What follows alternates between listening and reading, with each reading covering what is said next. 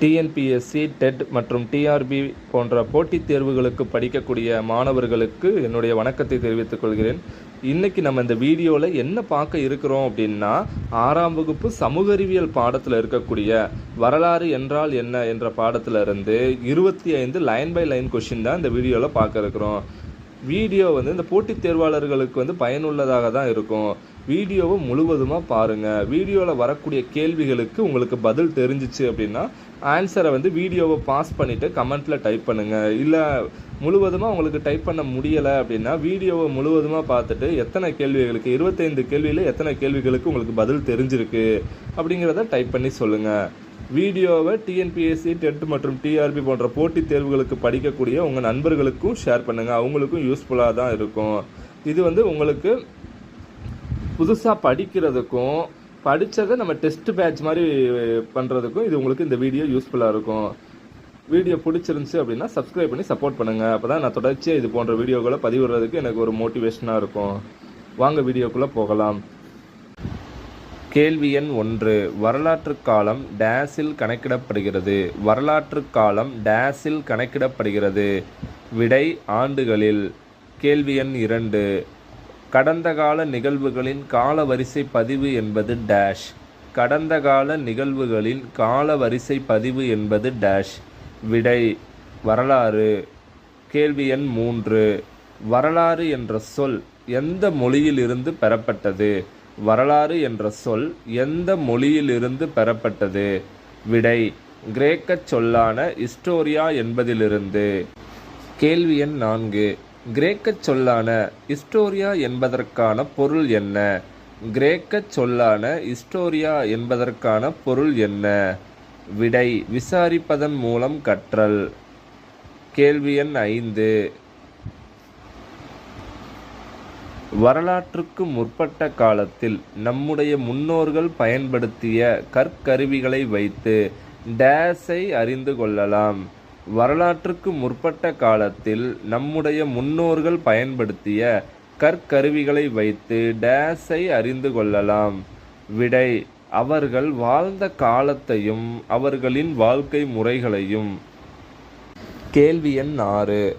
பழங்கால மனிதர்கள் எப்படி வேட்டையாடினார்கள் என்பதை டேஸிலிருந்து தெரிந்து கொள்ளலாம். பழங்கால மனிதர்கள் எப்படி வேட்டையாடினார்கள் என்பதை டேஸிலிருந்து தெரிந்து கொள்ளலாம்.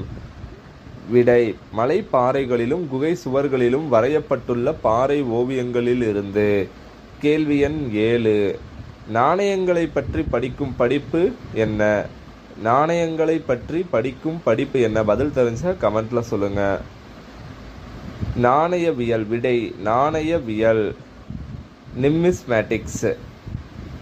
கேள்வி எண் 8. எழுத்து பொறிப்புகள் பற்றி படிக்கும் படிப்பு என்ன? எழுத்து பொறிப்புகள் பற்றி படிக்கும் படிப்பு என்ன? விடை கல்வெட்டியல், எபிகிராஃபி. கேள்வி எண் 9.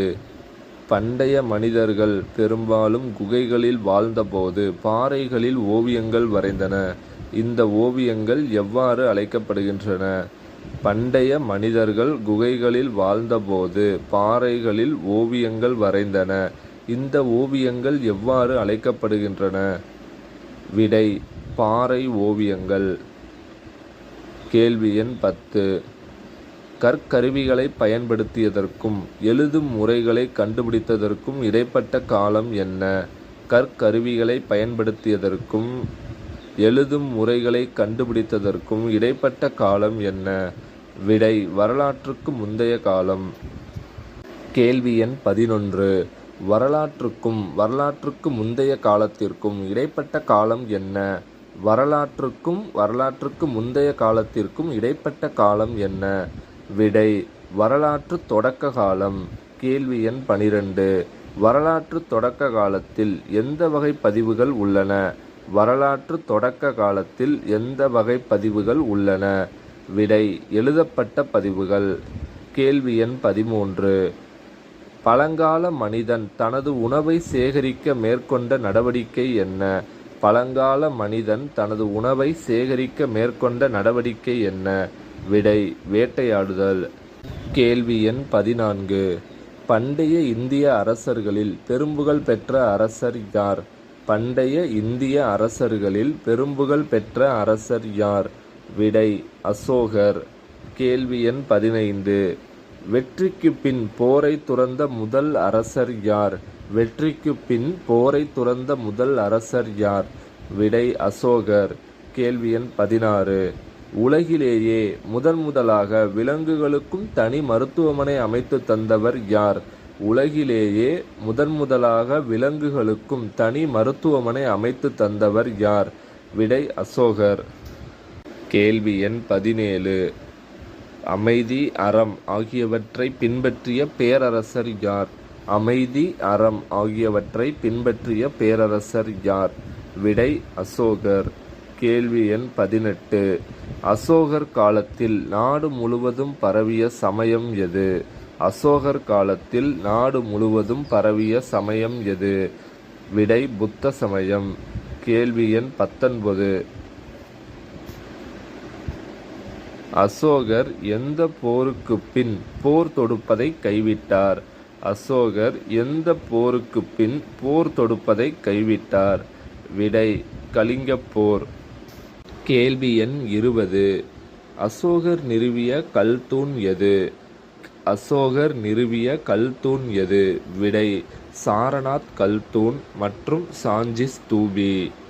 கேள்வி எண் 21. அசோகர் குறித்து அனைத்து வரலாற்று ஆவணங்களையும் சேகரித்து தொகுத்து நூலாக வெளியிட்ட ஆங்கிலேய எழுத்தாளர் யார்? அசோகர் குறித்த அனைத்து வரலாற்று ஆவணங்களையும் சேகரித்து தொகுத்து நூலாக வெளியிட்ட ஆங்கிலேய எழுத்தாளர் யார்? விடை சார்லஸ் ஆலன். கேள்வி எண் 22. சார்லஸ் ஆலன் அசோகர் குறித்து வெளியிட்ட நூலின் பெயர் என்ன? சார்லஸ் ஆலன் அசோகர் குறித்து வெளியிட்ட நூலின் பெயர் என்ன? விடை the church for India's last emperor. கேள்வி எண் 23. பழங்கால மனிதர்கள் பெரும்பாலும் வாழ்ந்த இடங்கள் எது? பழங்கால மனிதர்கள் பெரும்பாலும் வாழ்ந்த இடங்கள் எது? குகைகள். கேள்வி எண் 24. பழங்கால மனிதர்களால் பழக்கப்பட்ட முதல் விலங்கு எது? பழங்கால மனிதர்களால் பழக்கப்பட்ட முதல் விலங்கு எது? விடை நாய். கேள்வி எண் 25. தொல்லியல் அடையாளங்கள் என்பவை எவை? தொல்லியல் அடையாளங்கள் என்பவை எவை? விடை கற்கருவிகள், புதை படிமங்கள், பாறை ஓவியங்கள். வீடியோவை முழுவதுமாக பார்த்துருப்பீங்க. வீடியோ உங்களுக்கு பயனுள்ளதாக இருந்திருக்குன்னு நினைக்கிறேன். வீடியோவில் வரக்கூடிய கேள்விகளில் எத்தனை கேள்விகளுக்கு உங்களுக்கு பதில் தெரிஞ்சிருந்துச்சு அப்படிங்கிறத கமெண்ட்டில் சொல்லுங்கள். வீடியோ பிடிச்சிருந்துச்சு அப்படின்னா சப்ஸ்கிரைப் பண்ணி சப்போர்ட் பண்ணுங்கள். போட்டித் தேர்வுகளுக்கு படித்து கொண்டிருக்கக்கூடிய உங்கள் நண்பர்களுக்கு இந்த வீடியோவை ஷேர் பண்ணுங்கள். அவங்களுக்கும் இது பயனுள்ளதாக இருக்கும். தொடர்ந்து நம்ம வீடியோவை பாருங்கள். நன்றி, வணக்கம்.